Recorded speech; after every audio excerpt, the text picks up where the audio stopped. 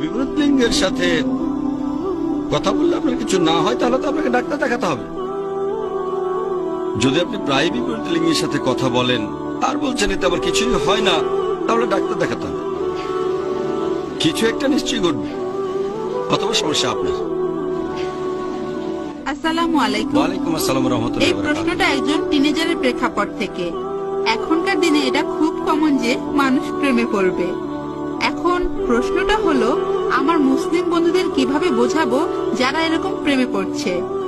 তাদেরকে কিভাবে বোঝানো যায় যে এসব করাটা আসলে ঠিক না? আমার দ্বিতীয় প্রশ্নটা হলো, ছেলে বা মেয়েটা যদি গুণসম্পন্ন হয় তখন আমি তাদেরকে কিভাবে বোঝাবো? বোন, আপনি প্রশ্ন করলেন যে টিনেজারদের মধ্যে এটা এখন কমন যে তারা প্রেমে পড়ে যায়। আপনি তাদের কিভাবে বোঝাবেন যে প্রেমে পড়াটা ঠিক না? আর ছেলে বা মেয়ে গুণ সম্পন্ন হলে কি করবেন? এটা তো আপনার প্রশ্ন, তাই না? হ্যাঁ, মানে মেয়েটা ছেলেটাকে পছন্দ করে, ছেলেটা গুণবান, বা ছেলেটা মেয়েটাকে পছন্দ করে আর মেয়েটা গুণবতী। এখানে কোনো দেখতে হবে হারাম কাজ করবে না, হারাম কিছু করবে না, যেমন তাকিয়ে থাকা ইত্যাদি। মেয়েটাকে স্বভাব চরিত্র আর শালীনতার জন্য পছন্দ করেছে। প্রথমেই বললেন যে সাধারণত যখন টিনেজাররা প্রেমে পড়ে তখন তাদের কিভাবে বোঝাবো যে এটা ঠিক না, আর অন্যদিকে তারা গুণ সম্পন্ন হলে এটার কি অনুমতি আছে, যে হারাম কিছু করবেন না অনুমতি আছে কিনা।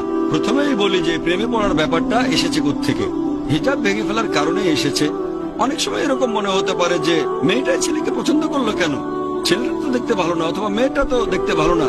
তারপর যখন কথা বলবেন তখন পছন্দ করা শুরু করবেন। ব্যাপারটা বেশ অদ্ভুত। সেজন্য বেশি মেলামেশা করা, অপ্রয়োজনে মেলামেশা করা বিপরীত লিঙ্গের মধ্যে হলে বাধা দিতে হবে। এমন না যে কথাই বলবেন না, তবে বিপরীত লিঙ্গের সাথে কথা বললে দৃষ্টি সংযত রাখবেন। তাহলে এসব কিছু সৃষ্টি হয় হিজাব পালন না করার কারণে। হয়তো মেয়েটা ঠিক মতো হিজাব পালন করেনি, বা ছেলেটা হয়তো ইসলামিক পোশাক পরেনি, বা হয়তো ইসলামিক পোশাক পরেছে তাতে হিজাব পালন করা হয়নি। এটা হলো হিজাবের একটা দিক, অর্থাৎ সীমা। তারপর পোশাক ঢিলা হতে হবে, বেশি আকর্ষণীয় হবে না, বিপরীত লিঙ্গের পোশাক পরবেন না, অমুসলিমদের কোনো চিহ্ন পরবেন না। এরপর পোশাকের পাশাপাশি আপনি যেভাবে কথা বলেন, হাঁটা চলা করেন, যেভাবে ব্যবহার করেন, চিন্তা করেন, এই সব কিছু হিজাবের মধ্যে আসবে।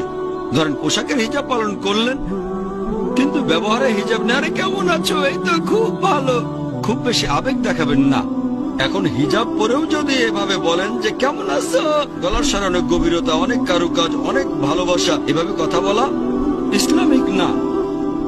এমন না যে সবসময় শক্ত থাকবেন, স্বাভাবিকও থাকবেন। তারপর হাঁটা চলা, হিজাব পরেছেন কিন্তু হাঁটা চলা ঠিক নেই। যেভাবে চিন্তা করেন, হিজাব পরার পরেও মাথায় অনেক চিন্তা আসতে পারে, বা ছেলেটা বেশ সুন্দর অথবা মেয়েটা সুন্দর, এভাবে দেখা দেখি চলতে থাকবে। বিভিন্ন স্কুল আর কলেজে কথা বলা, হাঁটা চলা, চিন্তা ভাবনা, মন, নিয়ত সবকিছু একসাথে আসবে। তাহলে যদি হিজাবের কোনো একটা দিক ভাঙা হয়, সম্ভাবনা খুব বেশি থাকে মুগ্ধতা চলে আসার। আর এভাবেই আল্লাহ সুবহানাহু ওয়া তাআলা আমাদের স্রষ্টা, তিনি আমাদের সৃষ্টি করেছেন।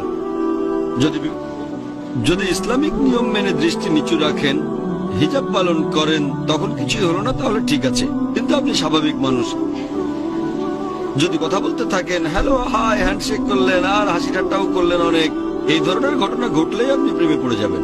এখন এই ধরনের ক্ষেত্রে স্কুল আর কলেজে এই প্রেমের ব্যাপারটা ইসলামিক নিয়ম থেকে অনেক দূরে। এর 99%ই কোনো গুণ না। গুণ থাকলে দুজনের একজন সরে যেত। হ্যাঁ, হয়তো সে গুণবান, তবে খুব বেশি না, তবে আলহামদুলিল্লাহ অন্যদের চেয়ে ভালো, আর সে প্রেমে পড়তে পারে, এটা সম্ভব। সে হয়তো অনুভূতিটা চেপে রাখতে পারবে না। যদি সেই ছেলে বা মেয়ের হিজাব কিছুটা কম থাকে, তাদের মধ্যে মুগ্ধতা আসতে পারে, আকর্ষণ। এরপরেও তারা হয়তো গুণ সম্পন্ন, তবে পুরোপুরি না। বিয়ের আগে প্রেম ইসলাম ধর্মে এরকম কিছু নেই। এলবিডব্লিউ বলে কিছু নেই, ক্রিকেটে যেমন আছে লাভ বিফোর ওয়েডিং, ইসলামে এটা নেই। সেজন্য আমি সবসময় বলি, এখানে গুরুত্বপূর্ণ হচ্ছে বিয়ে করে ভালোবাসেন, ভালোবেসে বিয়ে করবেন না। এখানে গুরুত্বপূর্ণ হচ্ছে বিয়ে করে ভালোবাসেন, ভালোবেসে বিয়ে করবেন না। এরকম গল্প আছে, Romeo Juliet, Laila Majnu, Siri Farhad. আর লোকে বলে লায়লা মজনু বা রোমিও জুলিয়েটের বিয়ে হলে তাদের জীবনেও অনেক রকম সমস্যা হতো। তাহলে গুরুত্বপূর্ণ হচ্ছে বিয়ে করে ভালোবাসেন, ভালোবেসে বিয়ে করবেন না। এবার দ্বিতীয় প্রশ্নটাতে আসি। বোন জিজ্ঞেস করেছিলেন যে একটা ছেলে আর একটা মেয়ে, তারা দুজনে ইসলামিক, দুজনে গুণ সম্পন্ন, তবে তারা প্রেমে পড়েছে। এখন একতরফা নাকি দুতরফা? একতরফা। একতরফা। দুতরফা হলে সমস্যা হতো, তাই না? আচ্ছা, তাহলে মেয়েটা একতরফা ভাবে একটা ছেলের প্রেমে পড়েছে। এখন ইসলামিক নিয়মে এটার অনুমতি আছে কিনা?